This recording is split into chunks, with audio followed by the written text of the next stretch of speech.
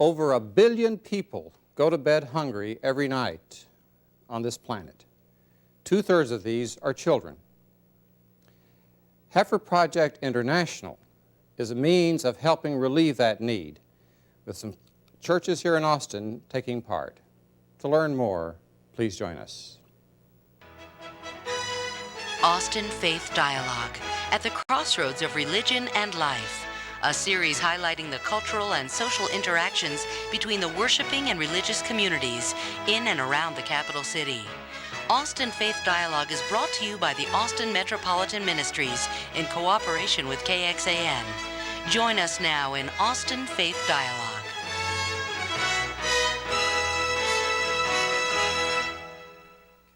Hello, I'm Richard Thompson of Austin Metropolitan Ministries, welcoming you to this edition of Austin Faith Dialogue. And today we are pleased to have with us persons who will help focus upon world hunger. That is so much a problem both in this country and abroad.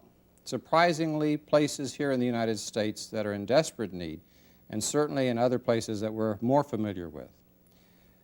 Heifer Project International for 53 years has been a means of outreach ecumenically around the globe. And today we are pleased to have the regional director of the Heifer Project, Frankie Reynolds, who has come in from Little Rock. We welcome you, Frankie. It's good to be here. Thank you. And we have John Peterson from Hope Presbyterian Church, which is one of the congregations in town that's cooperating and participating in the Heifer Project. And yes, glad to be here. Welcome you as well. And I think we'll start, however, with the overall picture, Frankie, of what Heifer Project is exactly and how it helps meet world hunger. Okay, I'd love to tell you about that. Okay. For 53 years, as you said, we have been about the business of helping hungry families to feed themselves and to learn to care for the earth. And we do that by providing them with quality livestock, such as cattle. Our name is Heifer, that's the way we started. Sure. Sheep, goats, pigs, honeybees, rabbits, poultry, and then more interesting non-farm type animals such as camels and water buffalo and guinea pigs, fish, about 20 different species of livestock. One of the unique things about Heifer is that each family who receives the gift of livestock and the training is asked to pass on the gift. In other words, when their animal, let's say their goat, has a kid, a baby, they're asked to raise that goat up and then pass it along to another family in need. And so it's a gift that keeps on giving. Okay, well that's unique, I think. Is there anybody else that does it exactly that way? Well, people are beginning to model or follow our model. So yes, now there are others, but we set the pace. You set the pace. Yes. That's what was original with your outreach was as people enjoyed the benefit of this and then reaped the harvest in a sense, they passed on whatever that had been given to them. And it's an obligation, but as I've seen in the many projects that I have visited, it's also a privilege for them to be able to have something of value to give. We might say, talk about a family in Africa who had nothing, lived in a mud and wattle house, thatch roof, and as one family told me when I was there back in February, we used to live like rats, and now look at us. And so those people, they get the gift of a cow and say it's worth $1,000, valued at $1,000 in Uganda, and then that cow has a baby. We're asking them to raise that calf up and give away half of their assets. That's, but that happens. Oh, yeah, all the time. All right. Well, let's come back to the local scene for just a moment, John. Tell us about in Hope Presbyterian Church how you helped this process occur. Well, we support Heifer Project through the year. Our biggest push is during the Christmas season, and we have a what we call a living gift market. And at this market, we set up just like a small village market area, and there we have booths where you can purchase an animal for a Heifer Project. You can buy a cow or a yak or rabbit, chicks, whatever, and the idea is that you're making a donation to Heifer Project, and then you turn around and give a card to somebody saying that you made this donation in their honor. And we find it's a lot better than, you know, the standard ties and things like that I see. people So really that care people give that in place of the usual kinds of presents. Yes. When you talk about the market, you don't actually have yaks there, do you? Be a little hard for a yak to live at this altitude.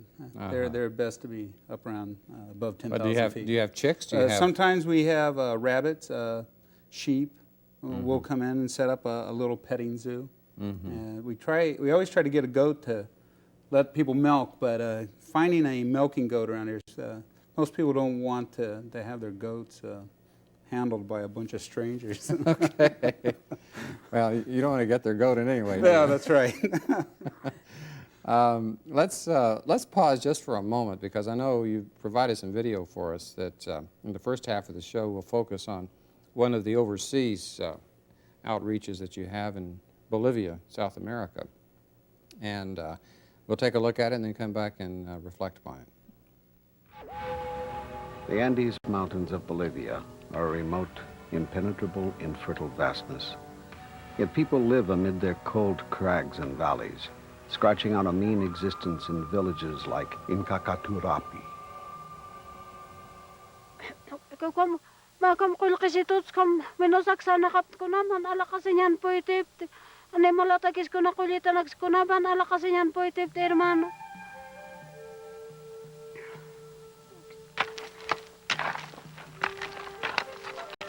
The soil is poor, the ground rocky and precipitous. Children and parents both must work to scrape out a slim crop, often in a small plot far from their home.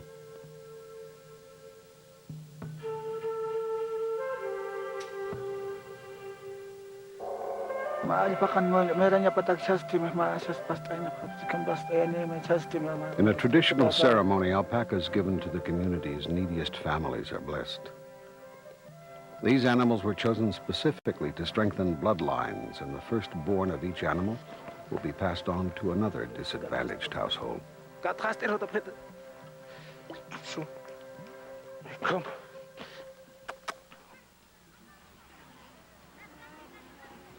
Alpacas are raised for the fine fleece that the frigid Andes produces. So the program also provides training in tending and shearing the herd. Certainly every farmer who is provided with the living loan of an animal is strengthened. But so is the community as a whole when it organizes to exploit the possibilities offered by its new four-footed profit centers.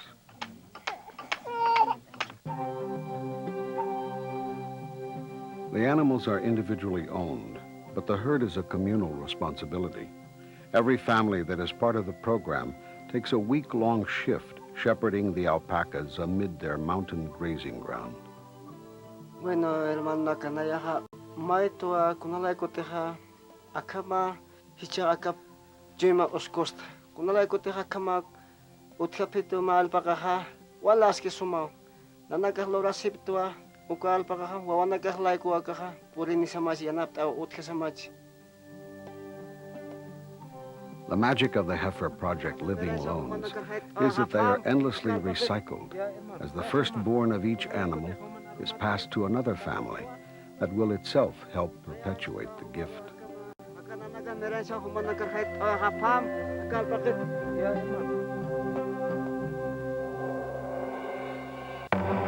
Well, that's very touching. I mean, the passing of the gift, as they were saying. It's beautiful. Is there kind of like a ceremony that goes with it? Always. I mean, not that we insist on, but it's just such an important event in the lives of the community that they make it into a ceremony. Usually a worship service, a lot of praise and recognition that all of our good comes from God. No matter what the faith group.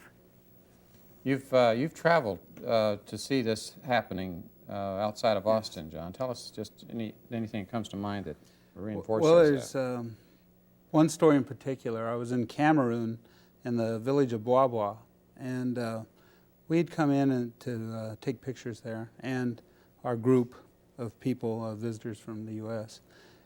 And the village elder, David, was not going to speak that night. It was sort of a business meeting, really, at that time, but he asked to speak at the very beginning. And you have to imagine the conditions. It was just hot. It was very dark. The sun was down. No electricity. All these just unbelievable conditions, and so many people packed in the room. We were shoulder to shoulder. Mm-hmm. And David gets up and he says, "Thank you for our lives." And that's all he said. Mm. And by that he meant?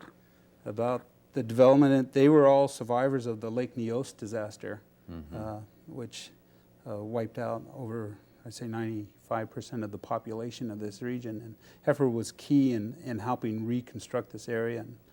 And all these people were survivors of that. And they were able to survive because of these animals that were sent? They could get back on their feet. All their animals were dead. Mm-hmm.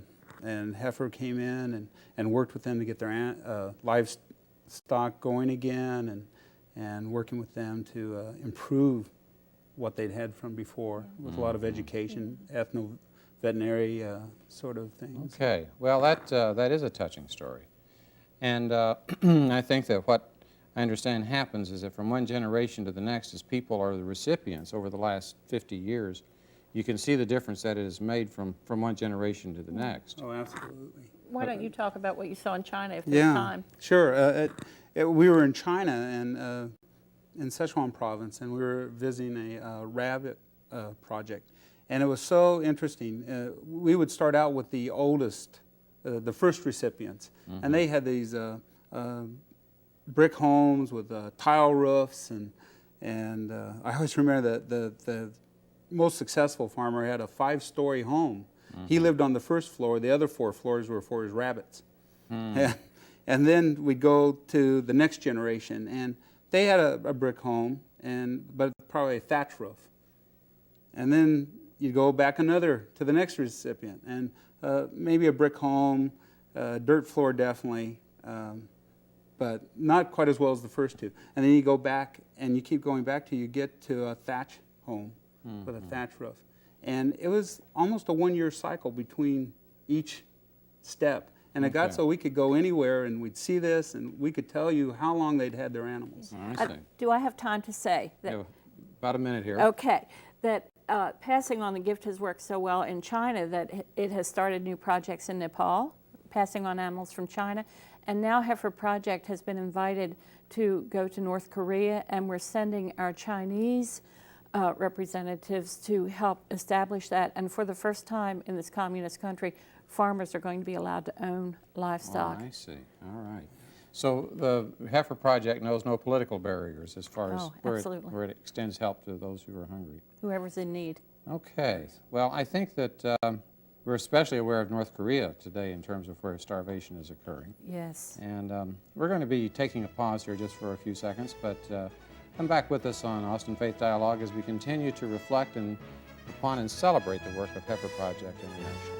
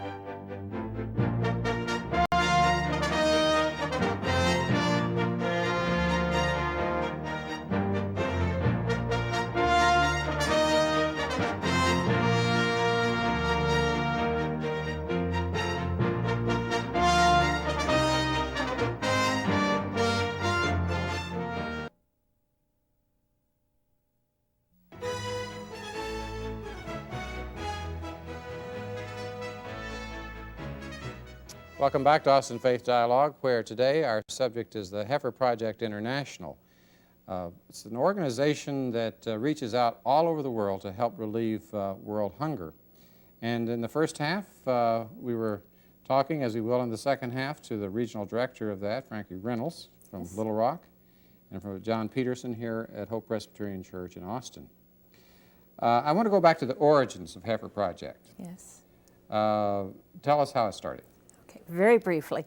Started with the vision of one person in tune with God, Dan West, an Indiana farmer, family man, educator, and a man really concerned with peace, a member of the Church of the Brethren. And it was while he was serving as a volunteer in mission, alternative service in the Spanish Civil War in the late 1930s, doling out powdered milk, mixed up powdered milk to children.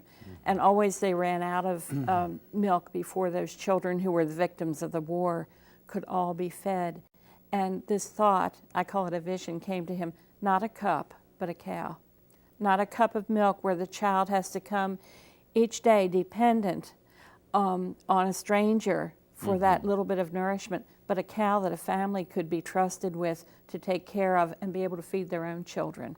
So from there, it grew from the Church of the Brethren very quickly to include 12 other denominations. And the first shipment of heifers was made in July 1944, and then grew very rapidly as UNRWA, the predecessor to the United Nations, came to this little fledgling organization and said, could you help us find cattle to give and also find cowboys who could accompany those cattle and get them established in war-torn Europe and help those farmers become reestablished. Post-World War II. Post-World War II. I see. All right. Yes. I know there's this song that's been written about Cowboy Dan that we don't have the occasion to sing today, but I know you have a few lyrics here, John. Yeah, Why don't we I'd hear be just glad to share them. how the history is expressed in lyric form? Yeah, I'll read this to you. It says, you've seen in picture shows, I'm sure, the cowboys of our land, walking tall and carrying a gun close by their hand. Mean and tough, 'cause that's what it means in this tough world to be a man. Oh, I'll tell you about another kind of cowboy. I like to call him Cowboy Dan. Working, giving, simple living. Cowboy Dan never earned a gun. He didn't need one to be a man. Bring, outlaw hunger in. That was his plan. Working and giving, simple living. Cowboy Dan. All right. That fits with what you were saying about his simplicity and his vision. Yes. And I think that it's how many nations now are you serving?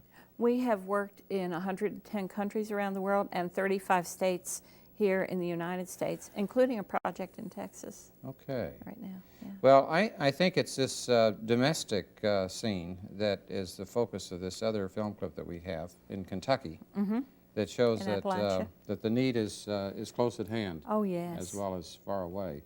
Let's take a look at that. Okay.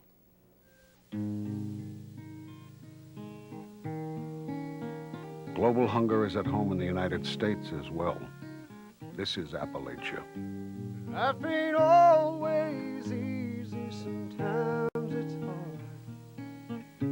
Coal mining and sawmilling were once big industries here in Whitley County, Kentucky. No more. Farms have been abandoned. Businesses have closed. People have fled. The unemployment rate is enormous. Gonna break these chains, gonna be set free. I ain't gonna give up on me. Joe and his family of 4 try to get by on less than $8,000 a year. Fortunately, his is one of 70 families participating in the Small Farms Project. Milk and beef cows are provided, husbandry skills are taught. Families become self-reliant, regain self-respect, and learn to help their neighbors.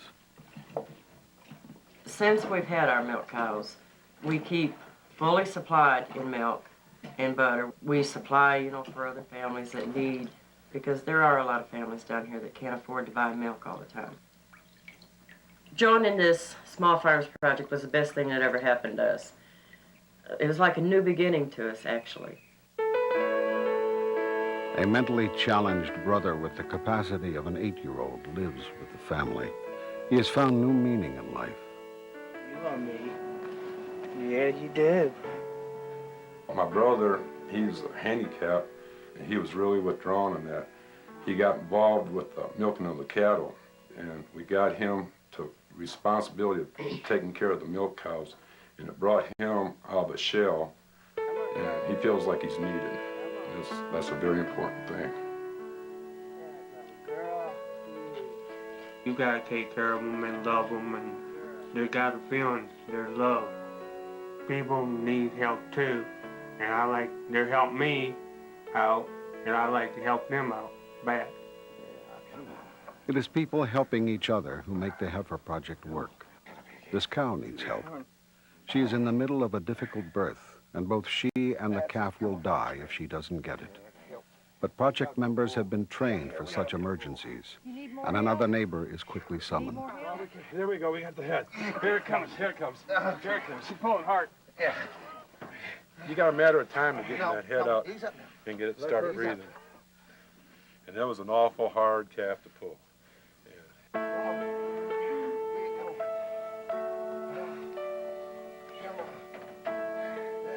There's no way to describe bringing life in, no matter if it's an animal or a human being. I get a great feeling every time I help one of these cows. You bring new life in, and you bring something beautiful to the earth. That's a girl. Our little project here in Whitley County, it's more or less like a chain reaction. It's one person helping another and just keeping it going.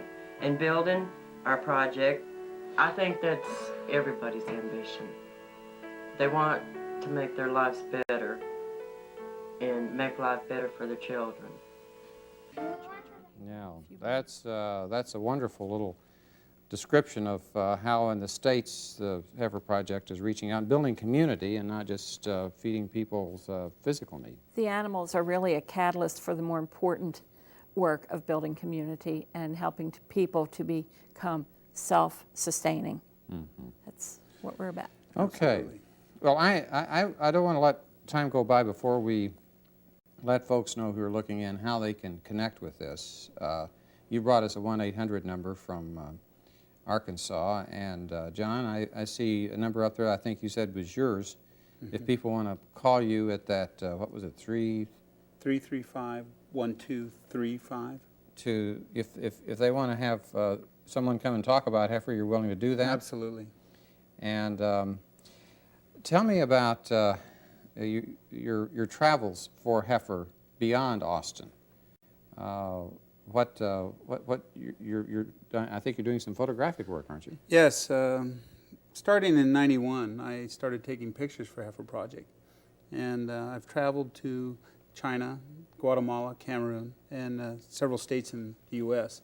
Mm-hmm. Taking pictures of people in the project areas. I do mostly environmental portraiture of these folk. I've been to many project areas, more than I can count actually at this point. And it's all part of a longer range work that I hope to publish as a coffee table book. Okay.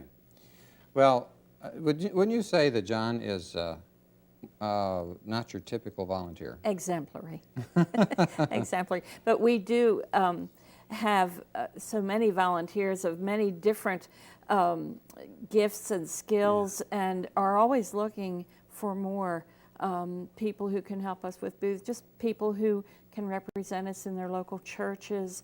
So many people don't know about Heifer Project that we want them to be able to know. And I cover 12 states, and I can't do it all, so I need volunteers. A few years ago, we received President Bush's award for ending hunger, and have commendations from Jimmy Carter and from Bill Clinton, but then also received President Reagan's award for volunteerism.